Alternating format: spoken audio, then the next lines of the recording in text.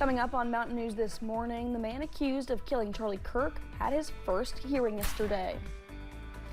And House Republicans have released their proposal to fund the government, hoping to avoid a government shutdown at the end of this month. Dedicated to Eastern and Southern Kentucky, this is WYMT Mountain News this morning. Good morning, I'm Caroline Mueller. We are inching up on that 5 o'clock hour, and today's date is Wednesday, September 17th. Let's go ahead and check in with meteorologist Megan Dusmal for a look at your forecast this morning.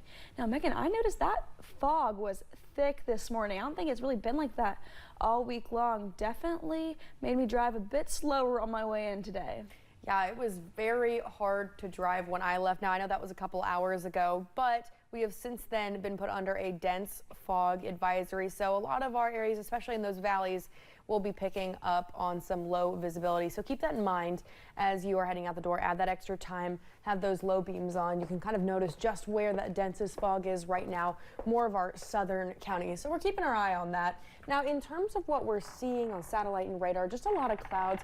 It's going to be a dry day ahead. That's a trend we'll continue in for the rest of your work week and pretty much what we've seen for the past several days. Current temperatures, 50s. Some folks have the chance of seeing that 60-degree mark, but not too terrible. This afternoon, we're looking at a mixture of the low to mid 80s. So about the same as yesterday. Going to be a little bit of a hot day, and temperatures will just continue to warm as we're heading into your weekend.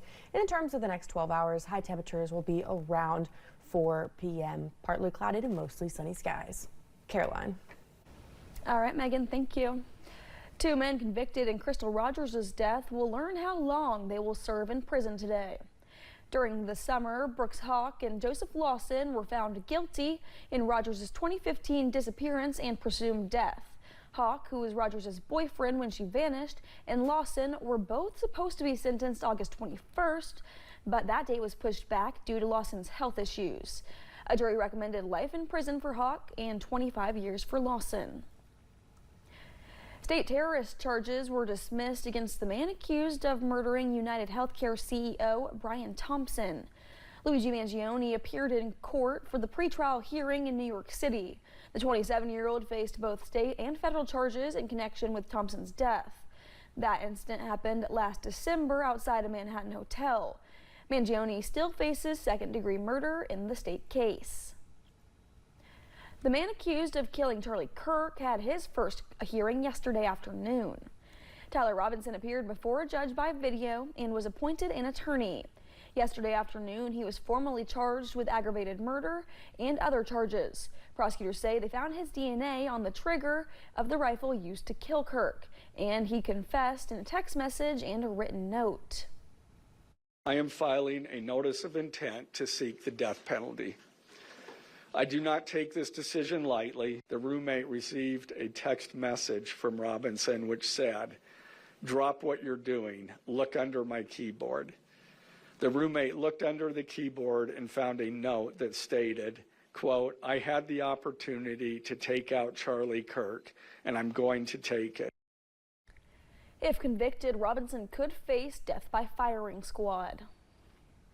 There have been some controversial posts and comments regarding Charlie Kirk's death circulating on social media, including some made by teachers throughout our region.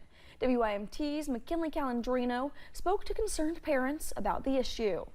Employers across the nation are taking action following controversial online comments regarding the death of Charlie Kirk. Parents in Floyd and Perry counties have brought their concerns to Facebook. Shocked after learning a teacher from each of these districts was among those who shared offensive comments to their page. And I thought, wow, how can anyone that has an affiliation with that age group, or for that matter, anybody in society, but that age group in particular, post such things that I feel are extremely detrimental to their molding. The Floyd County School Superintendent released a statement: when personal conduct outside of the school environment creates disruption or negatively impacts the integrity of our schools, We are obligated to act in accordance with district policies and state guidelines. Officials with the Perry County School District have been made aware of the statement made from their employee. Superintendent Kent Campbell sent WYMT a statement, which in part reads, "People who work in the school district are rightfully held to high standards, and the post has brought unwanted attention to the district. There are policies in place to handle matters like this, should they arise. However, as a district, we are not permitted to discuss personnel issues with the public." Can't take that as a means by going out and saying whatever you want to say, doing whatever you want to do, without knowing that there are repercussions if that transitions over into the school environment by which we work.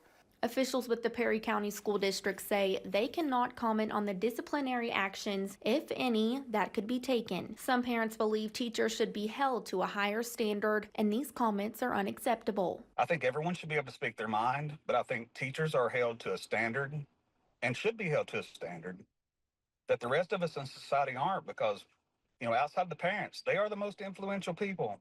They have the most effect on a child's outcome. In Perry and Floyd counties, McKinley Calandrino, WYMT Mountain News. The original post and comments made by the teachers have been deleted off of Facebook. To see the full comments provided to us, you can find this story on our website at WYMT.com. Many videos of political activist Charlie Kirk's assassination were shared online last week. His death is one of several violent videos spread on social media recently. Last week, a disturbing video also showed a Ukrainian refugee being stabbed to death on a train in Charlotte. The video being shared are raising concerns for social media users in regard to mental impact. Psychologist Dr. Catherine Stone says it's something she's hearing about more from her clients. We've known since 9/11 that you can be repeatedly exposed to violence and then you can have vicarious trauma just from that. And so that is a choice that you can make. What's really hard, though, is it just slips in there sometimes before you know it. Dr. Stone says even if your curiosity is piqued, it's best for your brain to scroll on. For parents, she says if your kids happen to see violent videos online, make sure to talk to them about it. Soon, President Trump and the First Lady will receive a royal welcome to Windsor Castle for a historic second state visit to the United Kingdom. They'll be greeted by King Charles and Queen Camilla, along with William and Kate, the Prince and Princess of Wales. President Trump's first state visit was back in 2019 with Queen Elizabeth II at Buckingham Palace. But with the London landmark under renovation, the spotlight shifts to Windsor with some notable changes. My relationship is very good with the UK, and Charles, as you know, who's now king, is my friend. UK Prime Minister Keir Starmer extended the King's invitation to President Trump back in February. The leaders will sit down tomorrow for high-level talks with trade topping the agenda. House Republicans have released their proposal to fund the government through November 21st and avoid a government shutdown at the end of this month. The 7-week stopgap bill would buy more time to negotiate a broader deal. The plan is not bipartisan and contains no provisions that Democrats want. Most House Democrats are expected to vote against the proposal. If so, that would force House Speaker Mike Johnson and Republicans to deliver the votes on their own. If one side refuses to negotiate, they are the ones causing the shutdown. Because again, Democrats are happy to negotiate. We want to have a conversation with Donald Trump and Republicans about things we've been talking about for months, like health care, Medicaid, and the cost of living. And the American people know this. House leadership hopes to vote on the bill Friday before Congress leaves for a week-long recess. It's not yet clear when the Senate would take up the bill. If you receive money from the federal government, you've only got a couple weeks left to make sure you can get it digitally. The Treasury Department plans to stop issuing paper checks for most payment on September 30th. That includes to Social Security beneficiaries. It's part of the Trump administration's effort to fully modernize federal benefit payments, save money, and fight financial fraud. If you still need to receive a paper check, you can request a waiver. Thanks for getting your day started with us here on Mountain News this morning. Still to come, one school district comes together to support a young girl with an extremely rare condition. And we are continuing those dry conditions throughout the middle of the work week.